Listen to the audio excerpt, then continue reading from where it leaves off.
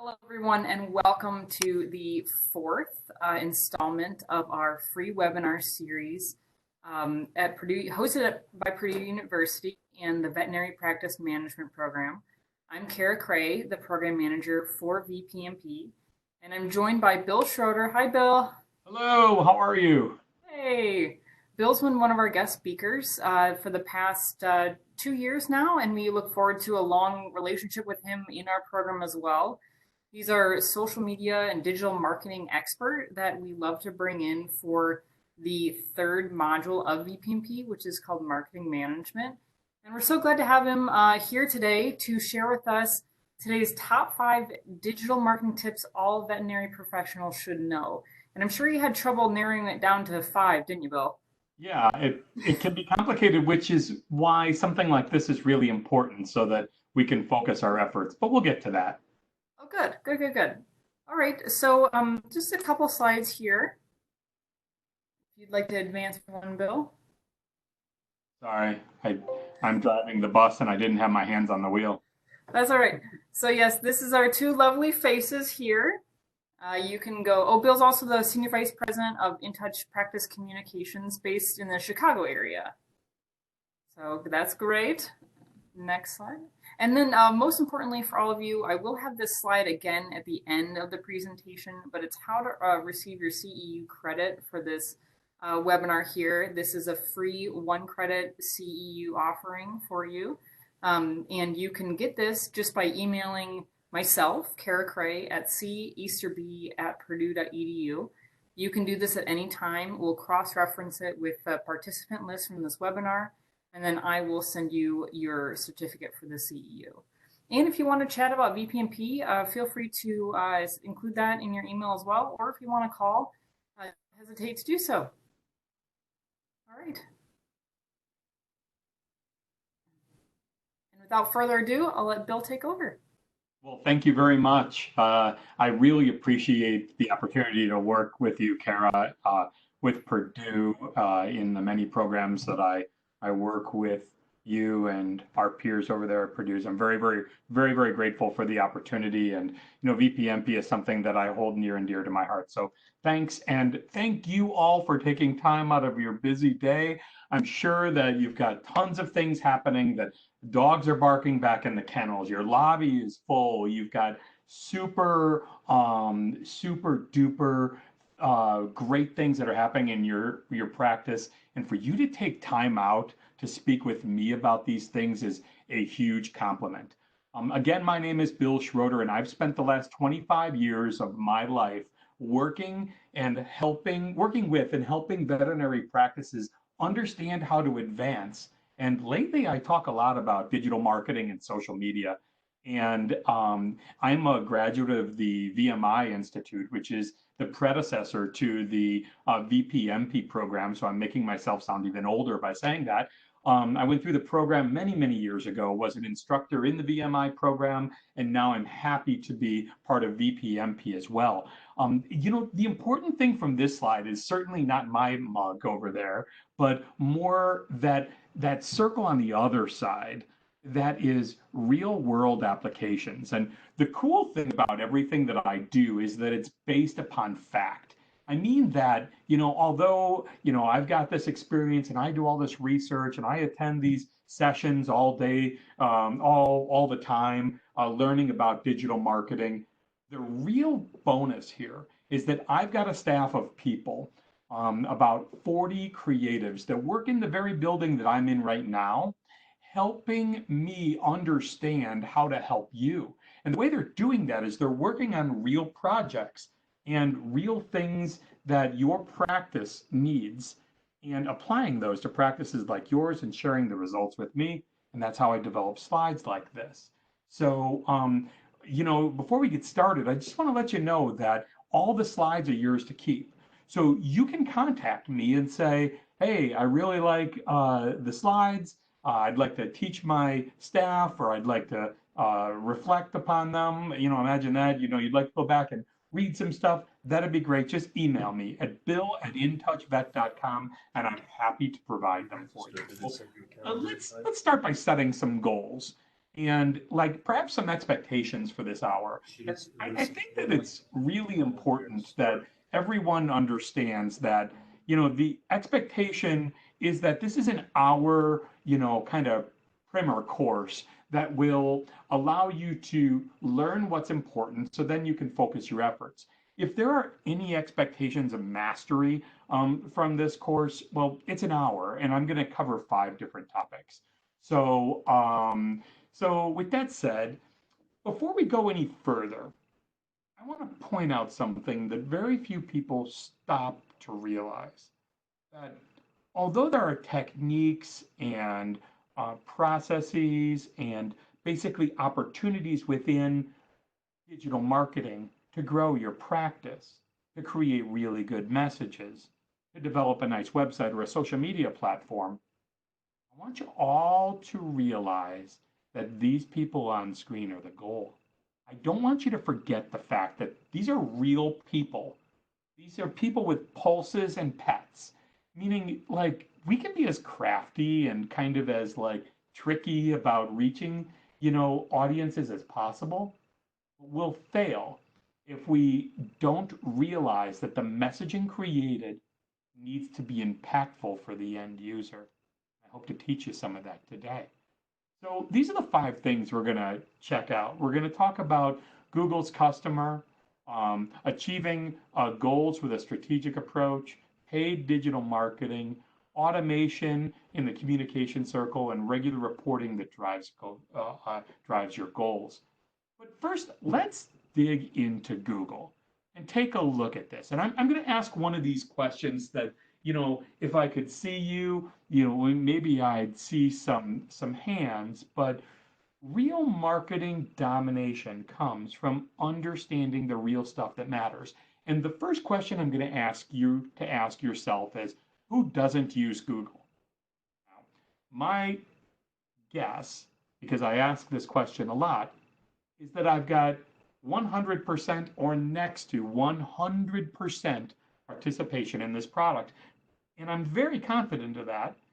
I'm further confident that it's really difficult to name another product that you can ask a room full of strangers whether or not they use, and they all use it. So Google is really controlling what we do, okay? And we pay attention to this due to a study that we conducted internally with a lot of the digital projects that we manage. And we looked at all of our client practices and check this statistic out. We found that 96% of traffic that comes to their practice website comes from Google, okay? The other 3% comes from Yahoo, and only 1% comes via Bing. So when you've got market domination like this and a whole group of people that are paying such attention, you need to pay attention to it as well. So satisfy Google and the other search engines will fall in line. Now, I want to introduce you to Google's client. You see, this lady is Google's client. And the reason that there's this 96% traffic that comes from Google is because Google is satisfying with their client, this lady, the lady holding this cat here. Google is satisfying what she needs. And sometimes I'll ask, and I'll go through this scenario with a live audience, and I'll ask people to shout out why they use Google. And many times people will yell out, because it's easy, because it's fast, because it came loaded on my phone, because everybody knows Google. And very few people yell the right response. And the reason you use Google is because it's accurate. And it provides the searcher the information that they really need. It's a direct answer to the client's question. As soon as accuracy goes away, speed, impact on the market, just overall market penetration, all that stuff goes away, right? Because it's not accurate, and it can be as fast as it wants, and the wrong answers are still the wrong answers. So it's important at this stage for you to realize that every time Google is positioning a practice in search, what they're really doing is using their algorithm to determine the best possible answer for that searcher's question. The searcher is the Google for advice. Google needs to satisfy her and provide her with a very good experience. Google uses this algorithm. This algorithm ranks the possible practices like yours in order as compared to how well it's satisfying its needs. So how do you leverage this? You start with analysis. Now, if you haven't had a professional digital analysis conducted on your practice, well, you should probably call me because we do these all day long and I'm happy to help you with that. Okay. But an analysis allows you to look at how Google looks at your practice and how a pet owner looks at your practice online. It's as important as an examination before a diagnosis is made if we're speaking in the practice, right? You'd never diagnose someone or some pet without having an appropriate exam. I shake my head and kind of pull the hair that I have left. Well, I don't have any hair left, but that's why maybe. I get very frustrated when I hear about clients that start, or not clients of mine, practices that start their journey towards a successful digital marketing plan without an analysis to know where they need to focus their attentions. So a good analysis looks at the structure of your website, the quality of your content, what your competitors are doing, how you rank locally, what your reputation is, and then comparing that to other practices, what opportunities there are to convert visitors into clients, and what your overall social media presence is. If you can speak intelligently about all of these different topics and give statistics behind those things, maybe comparative statistics or performance statistics on all of these 7 categories, you've probably been working with someone who is guiding you properly along the digital marketing path. Now, back to Google. Google is secretive, we all know this. But when Google opens their mouth and starts to speak, we need to listen and take action. Lately, they've been talking about this thing called EAT. Okay, it's called expertise, authority, and trustworthiness. Now, this is a public statement that Google is making. Websites need enough expertise to be authoritative and trustworthy on their topic. Just keep in mind, let's rewind a little bit. Google's trying to satisfy their customer and give them the information that they need in order to grow their practice and reach as many pet owners in the market. And Google's looking to like marry up people, the searcher, the pet owner, and the practice with the right sort of match. If there's a positive match there, the pet owner is happy, and a lot of trust points go towards Google, and Google recognizes the arrangement between the two people, can literally see, now this might freak you out, but Google can literally see if they've recommended someone, they can see how long they spend on the site. And I don't want you to spit your coffee with what I'm about to say, so swallow, okay? Google can actually tell whether or not you've walked into that practice. Yes, Google can tell if you've searched on your cell phone and then they've recommended this practice, you might have called, and then they walk in there because they're tracing the location of your device. 82% of initial contact between a pet owner and a practice happens via mobile device. Why all this talk about websites? Well, it's pretty simple. Your website is the only space online that you own. Facebook, Instagram, YouTube, any of the other social media channels, you are borrowing space on that particular platform. Your website is your opportunity to control your domain, puff out your chest, and indicate to Google through good content and a whole bunch of other techniques that I'm going to talk about today, okay, that you are an authority figure, okay? You are an expert, you are an authority, and you are trustworthy, EAT. Everything I'm talking about today does that. But We've got to start here with the basics. Okay. We just like you're building that practice for the first time. If you don't pour a good foundation, the practice will fall down. And here are some hints. So first, we looked at 500 websites, practices out there, okay? And we found that only 197 of these websites follow best practices. And what does that mean? That means that 60% need immediate attention. I don't have time to dive into each one of these things. I'm going to give you a few things that you should definitely look at. First, is your website responsive? Okay. In this study, I believe 22% of the 500 we looked at were not responsive still. And what that means is one website is designed to expand and contract so it works properly on all mobile devices. Not just displays on the mobile device, but is designed for the user to have a good experience. So the first is make sure your site is responsive. Next, prepare for the Americans with Disabilities Act. This is a rabbit, but basically, Google is forcing the subject where your website needs to be accessible by those who have disabilities. They need to be able to hear the written word. They need to be able to see audio through captions. They need to be able to access different color schemes for those who are visually impaired. And one of the ways you can tell whether or not you're prepared is to look at to look for an icon on your website that will have the picture of a wheelchair. Usually it's a flag or a.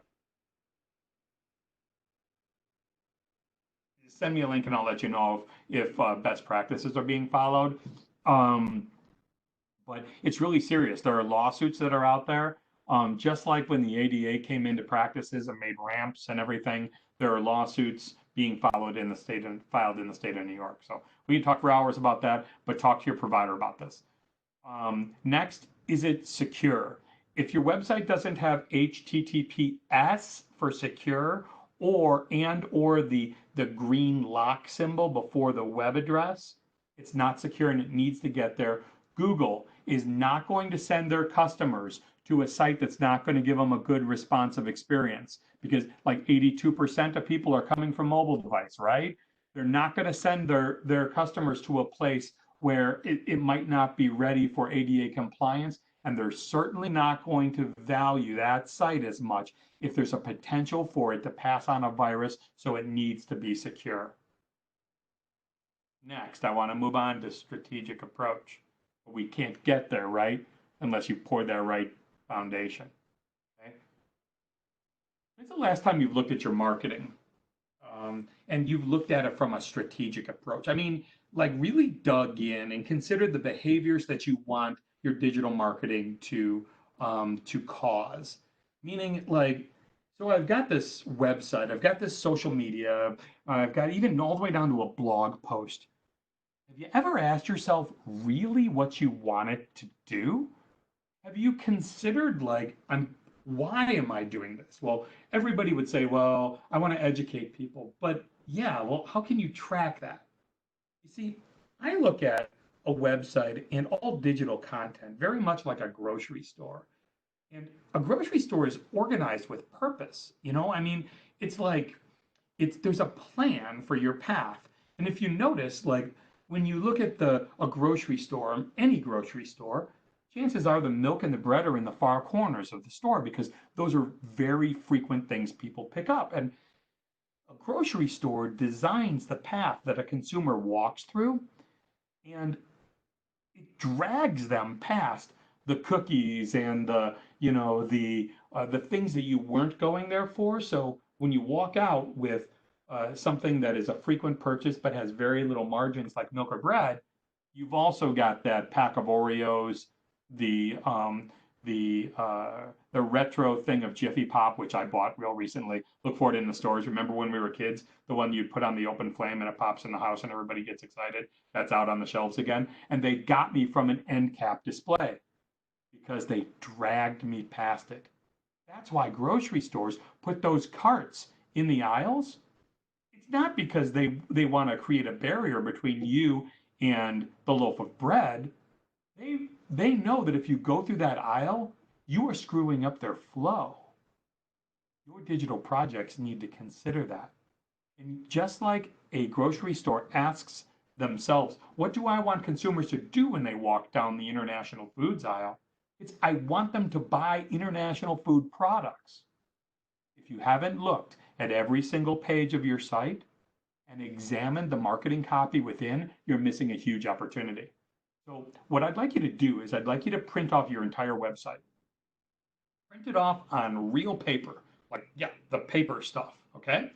And I want you to take it to your friend, your next door neighbor, someone who is not in the practice.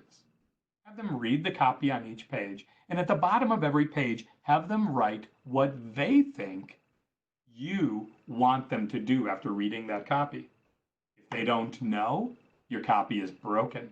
If there's not a clear call to action at the end of that copy, it's really strange to assume that someone would do exactly what you want them to do. So by strategically creating copy that leads to the goal, the end goal, which could be schedule an appointment, call the practice, download a new patient form, learn more about Dr. Schroeder. All those different things, those things should be included. By the way, if you do it properly and you put buttons in the right places, a digital marketing firm can track how frequently that button is pressed, and they can compare the frequency by which that button is pressed to the same time period in the previous year and judge gains or decrease in performance based upon the things that matter. That's called a conversion. Sure, website rankings are great. I'm first in, West Lafayette for veterinarian. That's great. That would be like, wow, you did that. But does it really drive dollars into your practice? It might if you're tracking conversions, but you'll never know unless you are.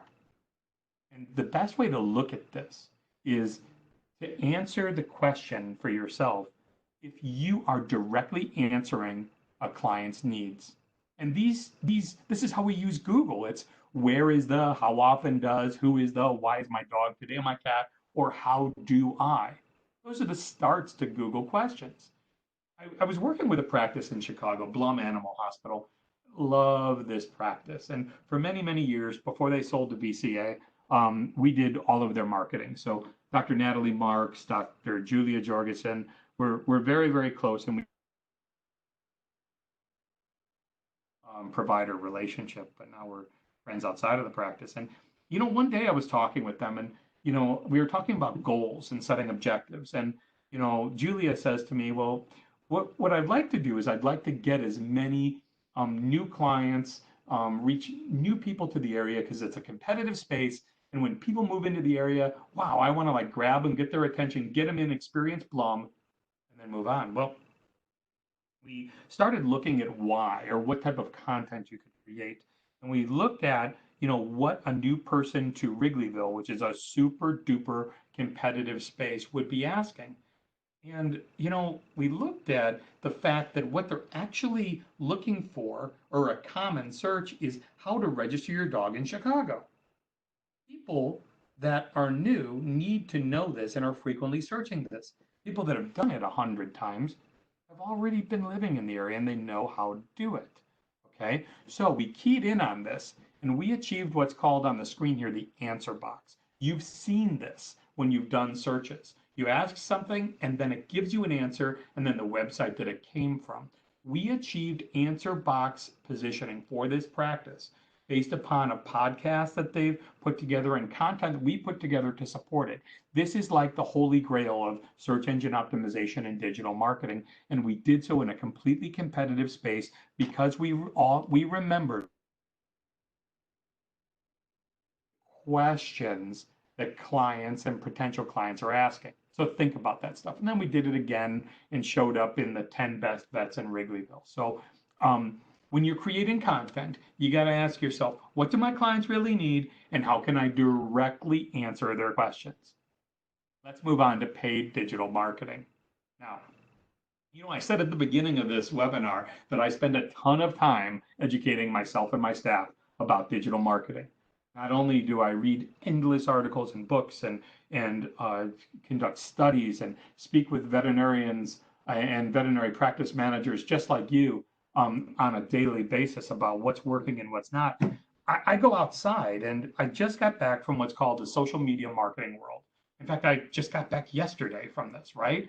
And on Monday, the CEO and founder of Social Media Examiner, who runs Social Media Marketing World, did his keynote speech, and it was all about the fact that organic, meaning non-paid social media, is necessary. But if you are looking at it to convert into business within your business, you're barking up the wrong tree because it's dead.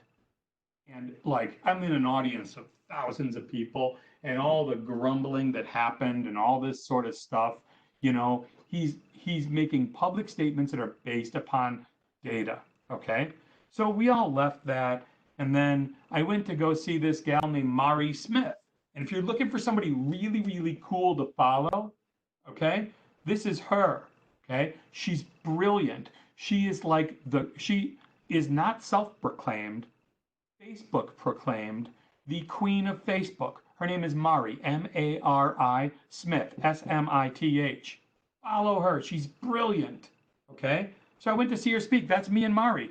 Okay. Just a couple days ago. Okay. And in her speech, she has this slide. Okay. Organic reach in Facebook is dead. In fact, she makes an argument that it might have been dead since 2012. Veterinary medicine is somewhat behind the trend, but that's 8 years ago.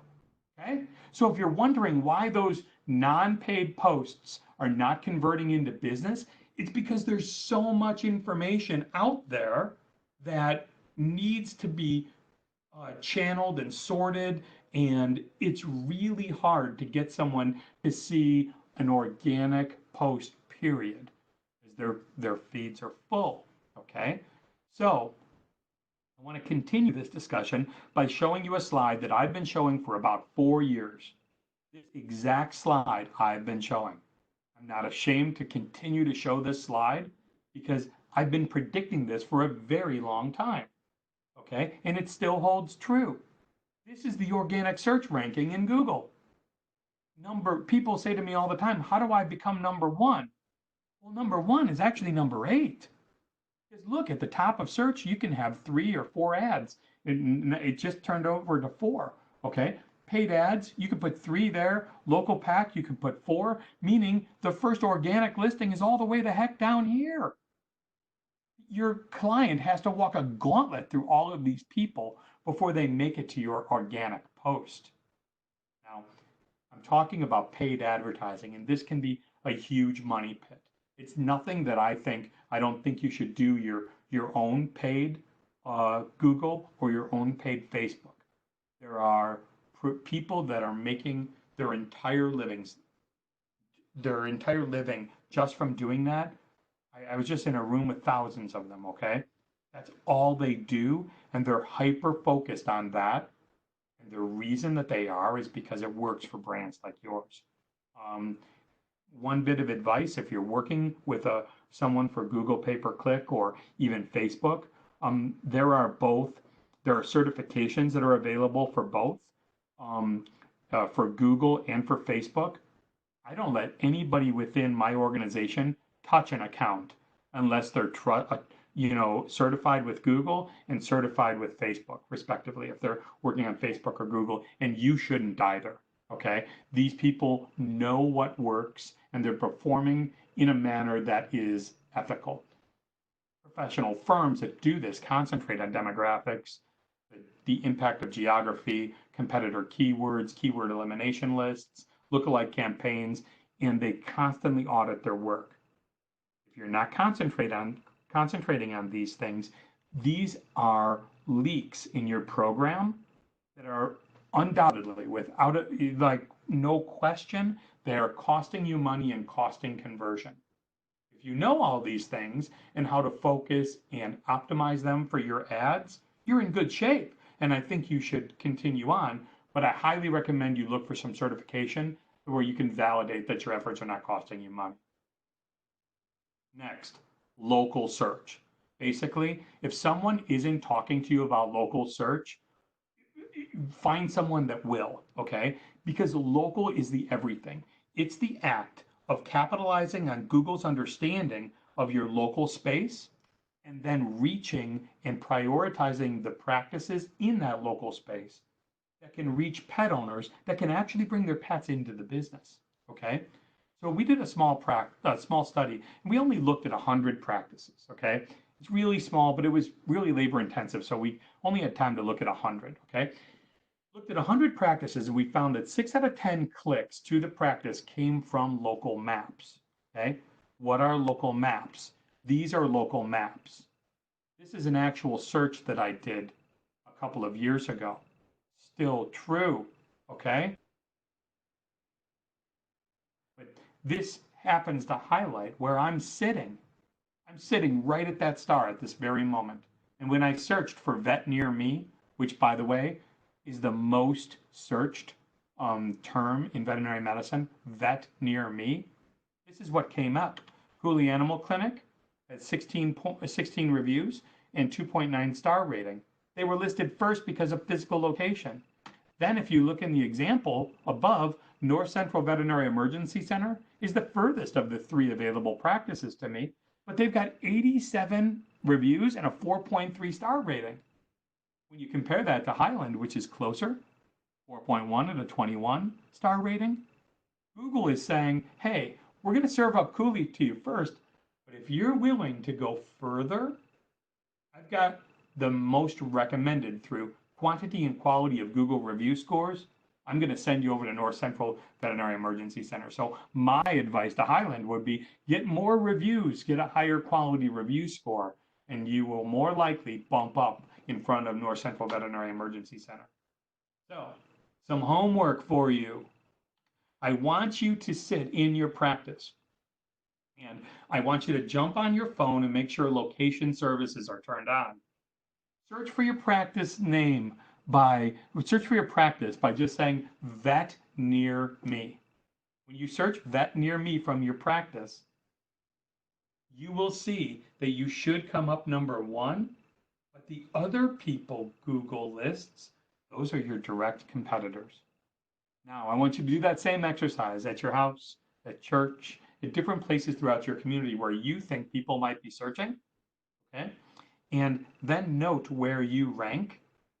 There are processes that can be used to determine where you rank, and I've got this tool. I use this tool all the time. And what this tool is the green circle in the middle. It signifies the ranking position for that practice. And in this case, you can see in the upper left-hand corner, the keyword search was animal hospital near me. You search that, okay? And when you do, you can see that that this practice came up number 4 for those terms where they are physically located. Then as you get further and further away from the practice, this is where they rank. Obviously, there's a lot of help that's needed here, right? So what we like to do is focus in on the areas that are really important. And like in this example, we look at the fact that this is Washington, D.C., right? The practice we're looking at is in Arlington. And although we're looking at the entire map, the Potomac River is a physical barrier that probably prevents a lot of people from going back and forth to downtown Washington. So I'm not really worried about the spaces that are on the other side of the Potomac, but I'll focus on those where people can actually bring it in and look to have impact for the keywords that are actually working. The last thing I want to talk to you today about is reputation management. And a lot of people turn around and say, you know, I don't have a problem with reputation management. Nobody's really giving me bad reviews. I got a lot of bad reviews, so I'm not really going to focus on it. Well, I look at reputation management very much like a heart attack event. And I say, you can't wait until you're in the middle of a heart attack until you start ordering a salad, because that salad's not going to help you. If you're in the middle of a reputation crisis where you're getting beat up online and whatnot, unfortunately, you got to deal with it in the moment, okay? But had you built a really strong base of positive reviews to counteract those negative reviews that are out there, you might be in better shape, and those might absorb the impact of the negative review. Now, this is where a lot of people stop and they go, let's have the audience realize that if you've got a whole bunch of positive reviews, it buries the negative. And that may be true, but that's not the only place I want you to pay your attention. Or when you take a look at Google being all knowing, and Google knows what the public thinks about you, it becomes a little bit revealing because, again, Google knows where your mobile device is, right? And it knows where the mobile device is of your pet owners. And if 82% of pet owners are searching online for vet near me or for veterinary terms that are valuable, and Google knows where the thing is, where the device is located and values proximity for local search, Google is then going to say, what other tools do I have to maybe distinguish two practices who are equidistant from the searcher? So simply spoke, if I'm sitting at my desk here and there are two practices that are exactly the same distance from me, and they offer what appear to be the same services as most small animal practices do, Google says, let's look at what the public thinks. And quantity and quality matter. And Google of reviews. And Google is going to send someone who has quantity and quality, so focus your attention, but it goes deeper.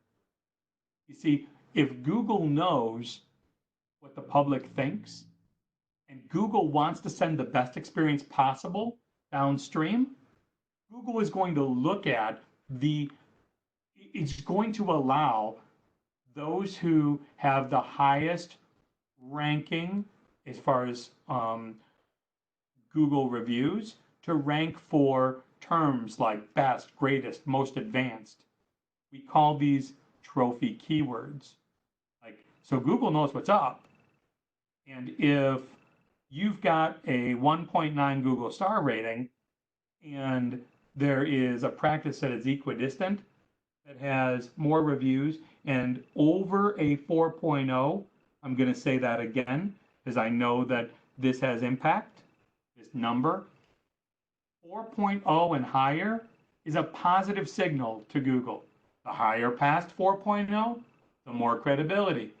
The further below, the more your credibility decreases.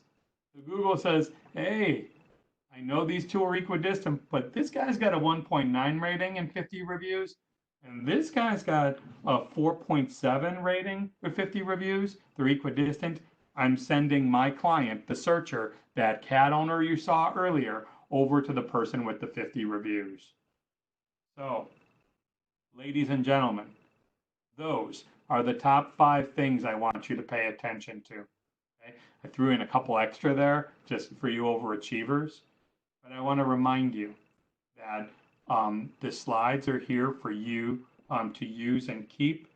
Please email me if you'd like them, bill@intouchvet.com. If there are any questions, we're going to open this up. If you want to call me and speak about this directly, I can be reached at 800-493-9003. My email again is bill@intouchvet.com.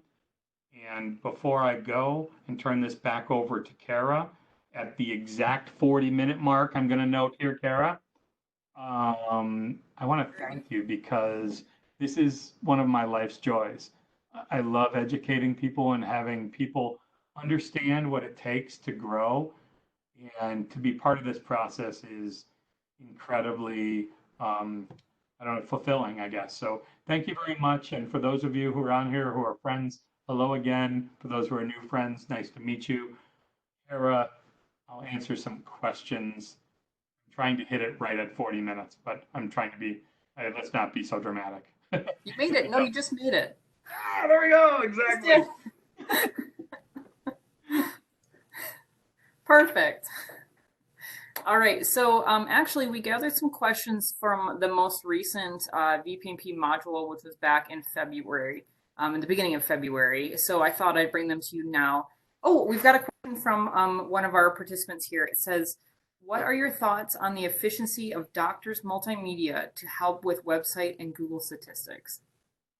Yeah, so Dr. Multimedia is a provider out there in the space. I'm sort of biased because they're a direct competitor of my agency. I can say that, I've experienced a lot of people that have been very pleased with the outcome, but it's really what you're looking for. If I were to categorize something, categorize them, they are a website builder, a website provider that deals in extreme high volume of websites. So if that's what you're looking for and you're looking for, a digital calling card of sorts, then I would expect, and my experience is that they do that very well.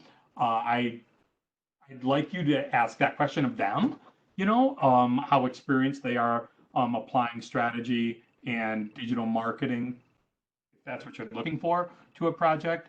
And it should all be data based. So, I mean, really bluntly, if they are having these sorts of conversations, the things that I'm talking to you about with you on a regular basis, then I would say, yeah, they're doing a really, really great job. If they're not having this sort of conversation, well, then they're probably, um, you know, I think you should check that out. You should check out asking them why. Okay. And I hope that answered your question. Oh, I got another one here. This is from Amanda Worley. Thank you for joining. I might have missed the answer to this question since I arrived late to the webinar, but do you have an amount of posts to social media per day? I am a small one-doctor animal hospital in Illinois, and we're trying to revamp our social media presence. Hey, Illinois. I'm in Northwest Indiana, and it's nice to be your neighbor. So, this might really shock you. So, if you're talking about organic posts, and I'm speaking from literal experience and education that is less than 72 hours old. Okay? I was listening to literally Mari Smith talked about this, okay? Mari Smith, Mari Smith, Smith, okay? And we were having a conversation about organic. And the conversation is that, hey, it needs to exist, but you can actually post too much, and the algorithm can look at the numerous postings as being spam, and they'll potentially rank your projects lower. So I know I'm not giving you the answer that you want, and you want like 3 posts a week and do it at 7 in the morning on this day, and it's really a subjective thing. But my key, and it seems to be an expert-wide opinion, is that you create content that your audience wants, and you can gauge how well they want it by how often they're liking it, they're sharing it, they're participating in conversations, and the post is then achieving the goal. Every bit of digital content you create must be created to actually, satisfy a need.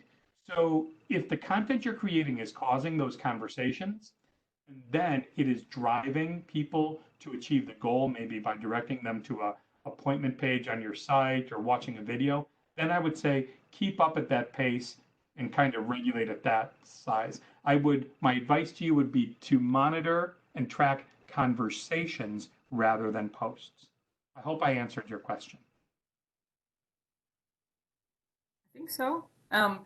We have another kind of thought from one of the participants from the most recent module who was lucky enough to have a post of hers go viral. It was shared over, I think, like 400,000 times. It What was was the just, post? it was a beagle that was pregnant with 11 puppies, and somehow, yeah, it was sort of like an extreme birth situation.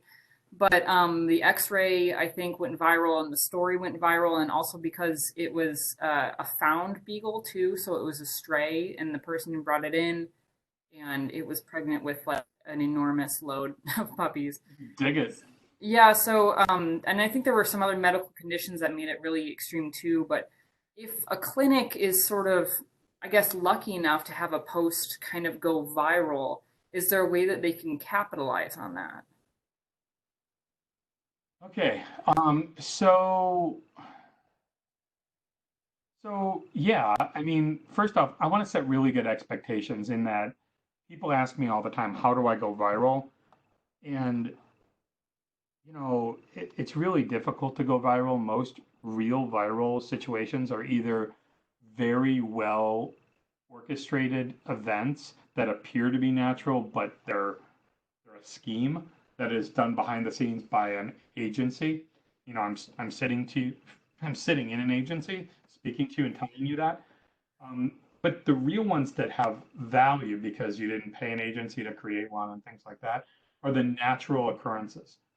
Um, what I would do is if you do go viral like that, okay, if you do go viral, what I would say is that you look at the type of content that is in the viral post and you create more content around that, the number of shares, likes, comments, conversations that are happening there, and you continuously do that. Now, if I'm hoping that that video, that Facebook, it's a Facebook post and that it contained video. Well, you can go into the video manager section of your analytics on Facebook, and you can then repurpose that video and show it over time. Revisit that post, tell different stories with it. And the cool thing about this is that as you reuse the video, that the likes, the shares, the comments, they accumulate over time as you continuously repurpose the video. So look for your successful posts, repost them, and use them in your way. Kara, I saw a post that came up. The same young lady that I was talking about from Illinois asked a follow-up question Mhm. about paid ads. Yes, and if you request my deck, you'll see that I speak about how organic is almost dead. Use paid ads in Facebook, but don't try to do it yourself because it's really, really difficult to do it right. And there are some best practices that need to be there. In fact, if I were to weigh paid against organic, I would put 95% of my effort towards paid and 5% from a maintenance only standpoint in organic. Go ahead, Carol. What's the next question? Okay. This again came from one of the participants from the most current module. It's a much smaller practice. There were only like one or two veterinarians. And what's the best way to manage their website and Google without a lot of money?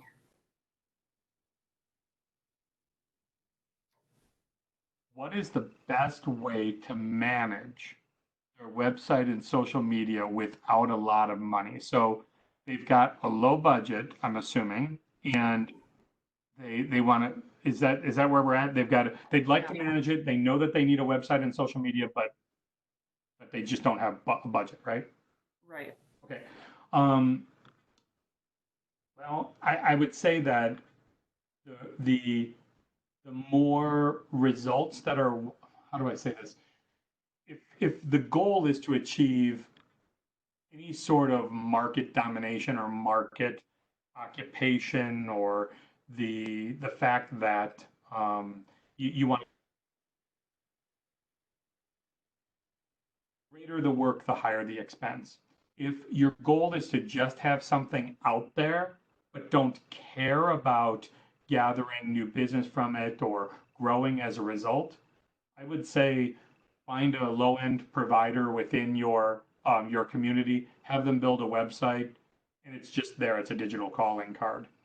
You know, I'm asked about spend a lot people say, well, how much do I have to spend in order to be relevant? And I always shrug my shoulders and say, it really depends, because it depends on what you need. And over this might want to look at their organization like their associates being franchises of their individual brand. You've got, an owner and then three other FTE, so four total, three being associates, okay? And each one of these associates have people that come to see them all the time. They request them. They've got their own little franchise within your brand. And when I look at digital marketing, I look at the overall spend of the practice, and I divide that up by FTE, full-time equivalent, the number of producing associates and owners in the practice. And I say, okay, let's say you're spending $200. Well, if you've got four FTE and you're spending $200 a month on your digital marketing, that means you're investing $50 per producing associate to support their franchise brand. And that doesn't seem enough. So thorough analysis, like I said earlier in the presentation, will help you realize what's out there and what opportunities can happen when real marketing takes place. I hope I answered the question, Kara. Yeah, I think you did a great job. And do you have any advice for a clinic that is located on the outskirts of a really big city, who's competing with the number of locations and bigger marketing budgets, but sort of more of a locational issue? Yeah. So it's local search, and if you recall back in my slides, and I'll go back up here, if you can still see my screen, yeah. You can see that this is one of those examples. You've got Arlington, that is a medium-sized suburb of Washington, D.C. First I would have an analysis conducted and have them look at their positioning within that city. Then I would look at the practices that you're truly competing with and do a comparative study that lines up the reputation of your reputation and then those that are within direct physical proximity of your practice. And if there are gains that can be made there, I would focus on Google reviews. Then I would work with someone that knows what they're doing, writing search engine optimized, localized content for practices. And I would craft really effective content that is designed to reach your goal. So there's one thing about like writing content, but I did a survey real recently when I was giving a lecture. It was like a pre-lecture survey that I sent out, and I had something like 120 people attending the lecture. And one of the questions that I asked before they got there was, how many people had their content created with a strategic approach and created to fit a particular void or achieve a goal? And it was like something like 90% of the people said, check the box that they wrote the content as a space filler. Well, geez Louise. I look at that as a huge opportunity for those who want to take marketing seriously. And you can do this. I mean, it's out there. I'm teaching you the things. I mean, I'm laying it all out there on the table that you too can have a really successful marketing program within your practice. You just got to focus on the right things. So that would be my advice. Okay, and a couple more questions from the field here. Is it beneficial to have any paid advertisements or posts through Facebook at all? Yes. Yeah, I answered that question a moment ago. I would focus 95% of my Facebook effort on paid and 5% on organic. Now, let me qualify this. And really quick, this is a big topic. Do not attempt to go right for the sale. It won't work. In fact, if I were to put a percentage on my effort for a paid campaign on Facebook, I would spend 30% of my effort on my practice's why. And I would pay for this. I would pay for people to see this, the why the practice exists. Then, and it's like, we're dedicated, and this is the dedication, and this is what it's like to, we live and breathe, and we sit on the floor, and we crawl in the kennels, and we spend, you know, countless nights. That's the why we do this. The what is, well, the how is the opportunities that are available, the services, the opportunities within your practice to help pets live long, healthy lives. That should make up about 60% of the content. Non-commercial, it's just educational about, you know, the importance of dentistry and things like that. And if you notice, 60 plus 30 equals 90. Only 10% of that effort should go towards the actual sale. And when you do that and you spend your money that way, you will find that it will convert in a much higher fashion than if you threw all 100% of your effort saying, hey, we are Maple Leaf Animal Hospital, book an appointment now. Doesn't work. They don't, you just blend into the fold. So again, you know, if you're having conversations like this with a marketing firm, you're probably in really good hands. Okay. But if you're discussing Google ads and they're not talking about this and you're just posting up ads, that's probably why you're getting low results. Okay. And one question I think sort of relates well into what you just said here, but I'll read it anyway. With organic being dead, is it still beneficial to create shareable posts to get free advertising for your business page? Yeah, it's like one of those things, you need to do it, right? Because the expectation is when you land on the page, there needs to be supporting information. It's just your expectation from it.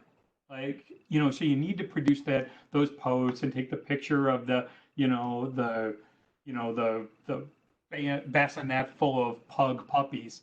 That is like the awe and the great content and the article that one of your doctors wrote, this brilliant article about, you know, this new drug or, you know, this new finding.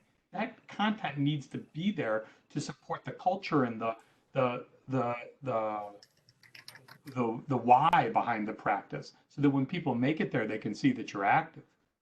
But the expectation is to be pretty low, you know, in that, you know, that's probably not going to create a windfall of appointments. And hey, I mean, the appointment line is, I mean, the comment line is open.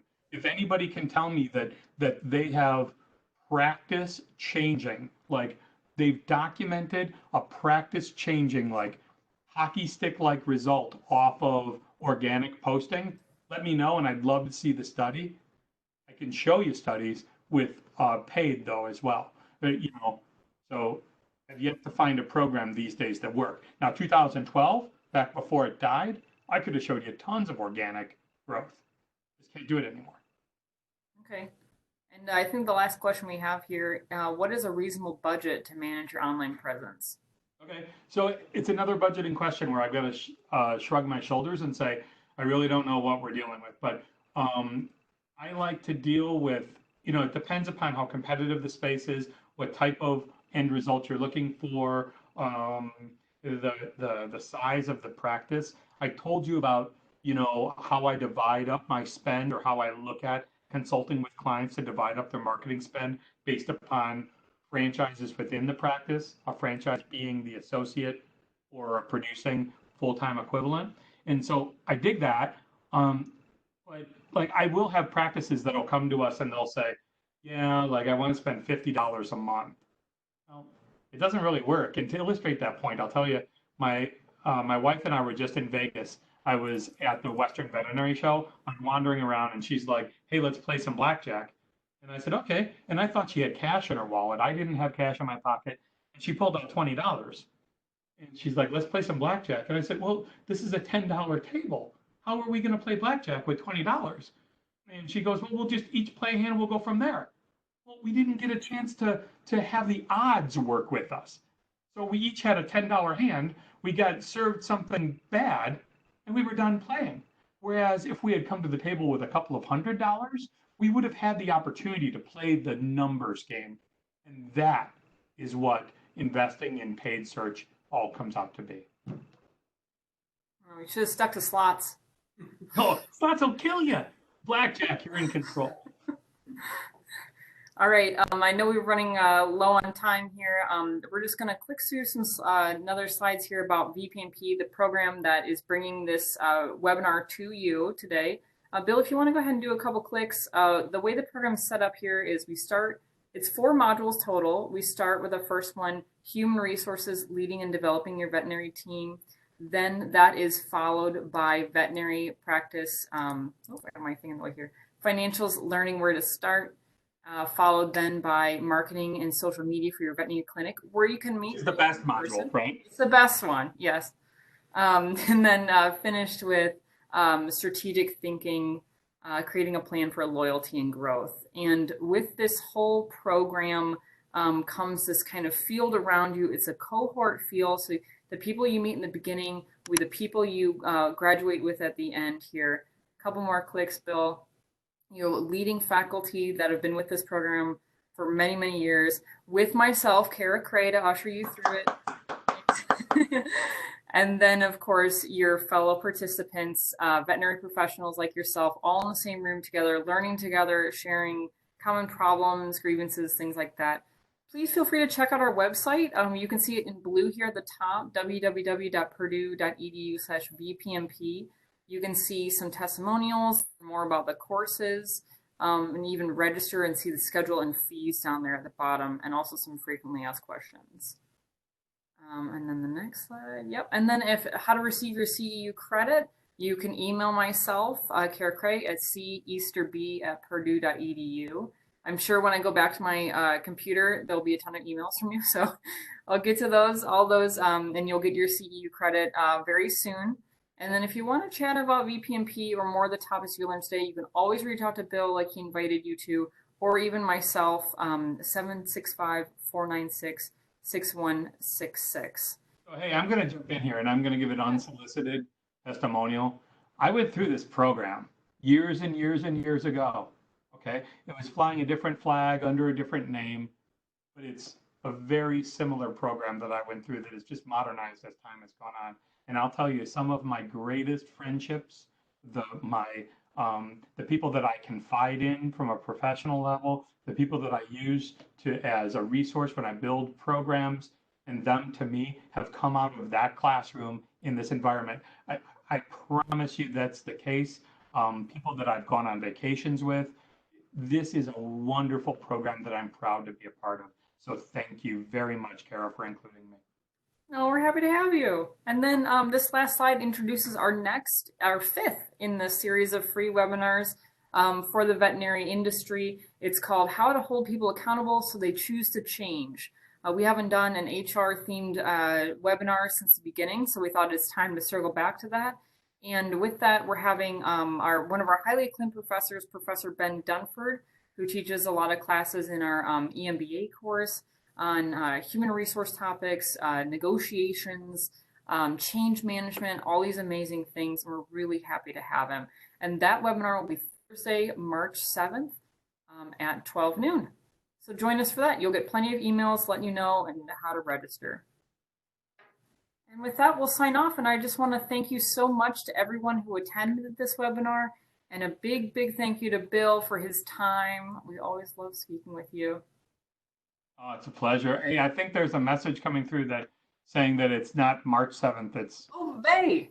So sorry. Oops, I'm sorry about that. I will change that. All right. Yes, March, May. I'm stuck in February. Hey, they both begin with M's. Good catch, Bill. Hey, thank you. I'm out. I thank you for your time, everyone. All righty. Thank you. See ya.